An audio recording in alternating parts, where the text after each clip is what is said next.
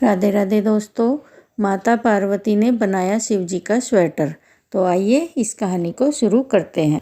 सर्दियों के दिन शुरू हुए, शीत लहरें चलनी प्रारंभ हो गईं। कैलाश पर्वत भी बर्फ से ढक चुका था और भगवान शिव तपस्या में लीन थे। माँ पार्वती भगवान शिव को तपस्या में लीन ठंड में देख रही थी।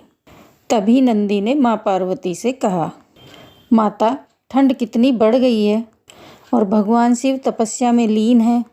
उन्हें तो ठंड का आभास ही नहीं हो रहा। माता बोली, हाँ नंदी, मैं भी वही देख रही हूँ।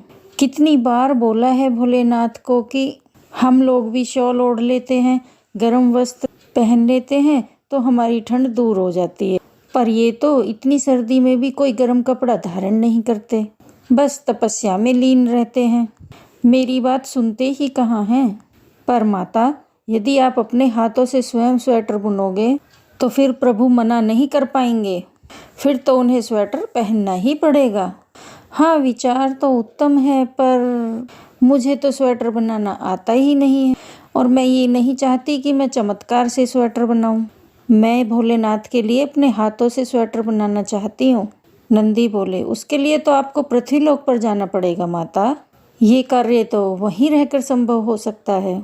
माता पार्वती बोली, हाँ, अगर प्रभु के लिए स्वेटर बनाना है तो मुझे पृथ्वीलोक पर जाना ही होगा।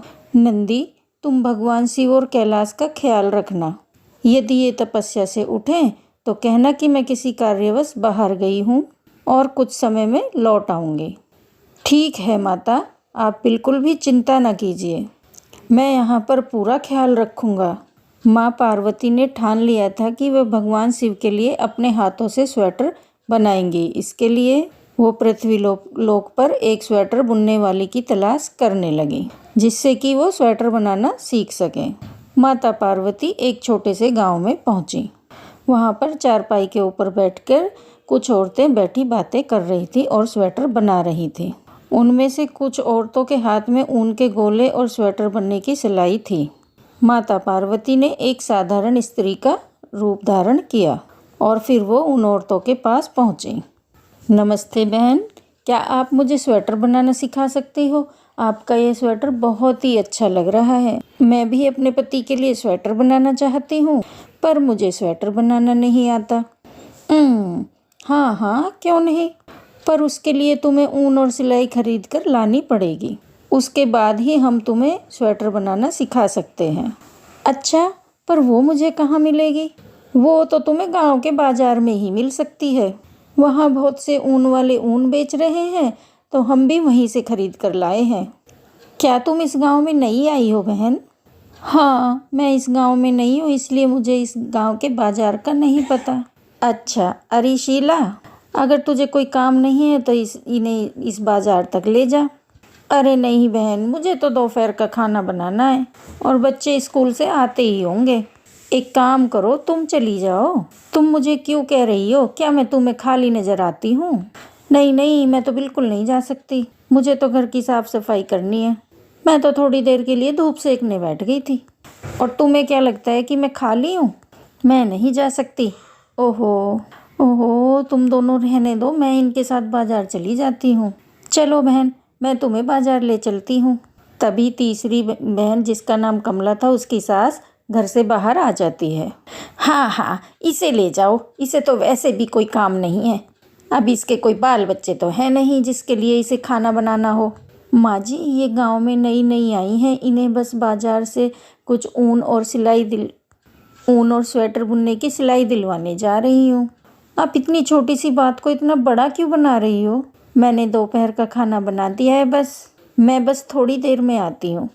कमला माँ पार्वती को बाजार ले जाती है। रास्ते में माता पार्वती कमला से बोली, बहन, क्या अभी तक तुम्हारी कोई संतान नहीं हुई? कितने साल हो गए तुम्हारी शादी को? बहन, मेरी शादी को 7 साल हो गए। उपाय तो बहुत किए, पर कुछ भी काम नहीं आए। अब तो मुझे लगता है कि भगवान भी मेरी नहीं सुनते। पता नहीं, मुझे तो लगता है कि मेरी किस्मत में बच्चे का सुख लिखा ही नहीं है। फिर कमला की आंखों में आंसू आ जाते हैं। अरे, बातों बातों में पता ही नहीं चला, वो सामने ऊन वाले की दुकान आ गई। आप चलो, मैं आपको अच्छी सी ऊन और सिलाई दिलवा देती हूँ। कमला माता पार्वती को स्वेटर बुनने की ऊन और सिलाई दिलवा देती है। भैया कितने पैसे हुए? बहन ऊन और सिलाई मिलाकर 200 रुपये बनते हैं।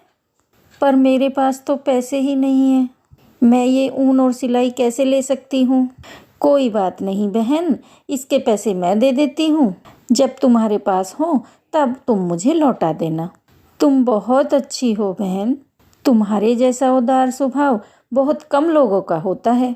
कमला माता पार्वती को स्वेटर बुनने का सामान दिलाकर आ जाती है और फिर वो माता पार्वती को अपने घर ले जाती है और फिर उन्हें स्वेटर बनाना सिखाती है। माता पार्वती भी अच्छे से खूब मन लगाकर कमला से स्वेटर बनाना सीख रही थी। स्वेटर बनाने में कुछ घंटे लग गए। इस बीच कमला माँ पार्वती के लिए खाने पीने का सामान भी लाती रही और फिर बहुत सुंदर स्वेटर बनकर तैयार हो गया।